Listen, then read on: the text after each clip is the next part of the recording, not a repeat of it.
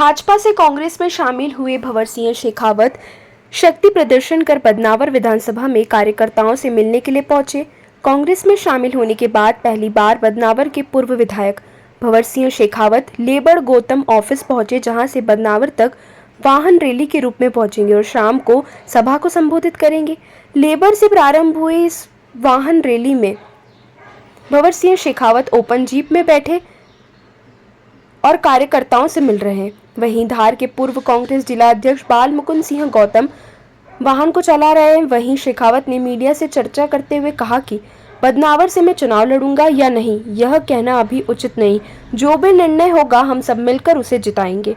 वहीं राजवर्धन सिंह दत्तीगांव पर निशाना साधते हुए कहा कि दत्तीगांव पूरे परिवार के साथ वर्षों से कांग्रेस में रह रहे, फिर वह भाजपा में कैसे चले गए।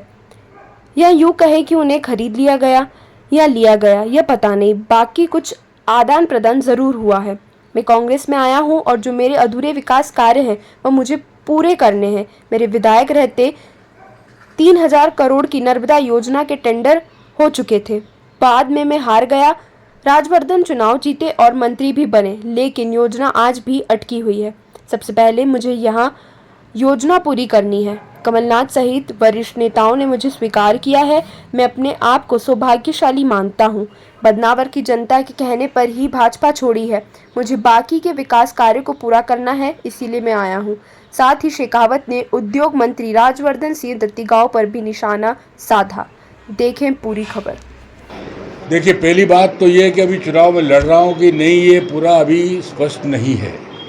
जब तक कांग्रेस पार्टी की लिस्ट जारी नहीं होती तब तक ये कहना कि मैं लड़ रहा हूँ, ये अभी किसी के ज्ञान में संज्ञान में नहीं है। नंबर 1। नंबर 2, हाँ, मैं भारतीय जनता पार्टी से आकर के कांग्रेस में सम्मिलित हुआ हूँ और आज सम्मिलित होने के बाद पहली बार बदनावर जा रहा हूँ। रही बात राजवर्धन सिंह दत्तीगांव की, राजवर्धन सिंह दत्तीगांव वर्षों से पूरे परिवार के साथ कांग्रेस में रहे और आज वो भारतीय जनता पार्टी में चले गए या उनको खरीद के लिया गया है, ले जाया गया, ये पता नहीं है। लेकिन लोग जो चर्चा करते हैं कि काफ़ी कुछ आदान प्रदान हुआ है और उसके बाद में वो गए हैं।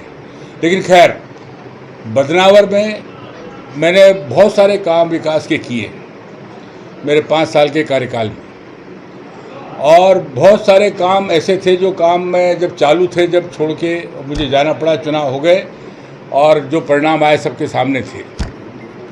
अब मैं जब बदनावर में आया हूँ और अगर भारतीय जनता पार्टी छोड़ कर के आया हूँ तो जो काम मैं अधूरे छोड़ के गया था उनको पूरा करने की मंशा मेरे मन में है। मैं उन कार्यों को पूरा करना चाहता हूँ। वो विकास के काम पूरे होंगे, जिसमें खास करके सबसे बड़ा काम नर्मदा का है। माँ भगवती नर्मदा को लाने का काम मैंने टेंडर तक ले आया था मेरे चुनाव के टाइम, लेकिन लोकसभा के चुनाव डिक्लेयर होने की वजह से माँ नर्मदा मैया का जो 3000 करोड़ का बजट था वो भी स्वीकृत हो चुका था, टेंडर हो गए थे। लेकिन लोकसभा के चुनाव के डिक्लेयर होने के बाद में जैसे ही आचार संहिता लगी और वो टेंडर उसी जगह रुक गए। दुर्भाग्य ये रहा कि मैं तो चुनाव हार गया, कोई दिक्कत नहीं, लेकिन जो चुनाव जीते वो बाद में मंत्री भी बन गए, भारतीय जनता पार्टी की सरकार में चले गए और फिर मंत्री भी बन गए। लेकिन माँ नर्मदा का जो काम था वो आज भी रुका हुआ है, बदनावर में प्रारंभ नहीं हुआ है। सबसे बड़ी मेरी मन की जो पीड़ा है वो ये है, मैं उस कार्य को पूरा करूं अगर मुझे अवसर मिलेगा तो। मंत्री के जो महादावे हैं विकास के, उनसे आपकी लड़ाई है या पार्टी की रीति नीतियों को लेकर? किसी से लड़ाई नहीं है, उससे क्या लड़ाई लड़ेंगे? वो क्या लड़ने वाला व्यक्ति है? वो लड़ सकता है क्या? वो लड़ने वाला नहीं, वो तो पीठ पीछे वार करने वाला प्राणी है। लेकिन मेरी लड़ाई उनसे नहीं है, मेरी विकास की लड़ाई है। मैं मुद्दों पे लड़ना चाहता हूँ। मैं जानना चाहता हूँ और बदनावर की जनता भी जानना चाहती है कि आदरणीय राजवर्धन सिंह जी ने अपने मंत्री काल में क्या कार्य बदनावर के लिए किए। वो अपने कार्यों की सूची बता दें, और मेरे कार्य की सूची तो ज़मीन पे लोगों को दिख रही है। बदनावर की जनता जानती है कि शेखावत जी ने 5 साल में क्या किया था और अब मैं क्या करना चाहता हूँ, वो भी स्पष्ट है। माँ नर्मदा मैया को बदनावर के खेतों तक और बदनावर के घर घर तक पहुँचाने का काम मुझे करना है। मुझे गर्व है कि मध्य प्रदेश की कांग्रेस में आदरणीय कमलनाथ जी ने, आदरणीय दिग्विजय सिंह जी ने, आदरणीय बाल मुकुंद जी ने, आदरणीय सुरेंद्र सिंह जी ने, सबने मुझे स्वीकार किया ना। वहाँ लोकल की बात कांग्रेस ने मुझे स्वीकार किया है, लोकल के लोगों ने मुझे स्वीकार किया है, कांग्रेस ने मुझे मेरे विकास कार्यों को तरजीह दी है, ये मैं मेरा सौभाग्य मानता हूँ। तो एक प्रश्न है, दत्ती गांव और भाजपा के लिए क्या संदेश होगा आपका? दत्ती गांव के लिए एक ही संदेश है कि दत्ती गांव वापस जाओ, आप किसी काम के व्यक्ति नहीं हो, ना आप काम कर सकते हो, ना विकास कर सकते हो। उन्होंने जो कुछ किया है उसका मैं वहाँ जाके उल्लेख करूँगा, आज तो कुछ करना उचित नहीं।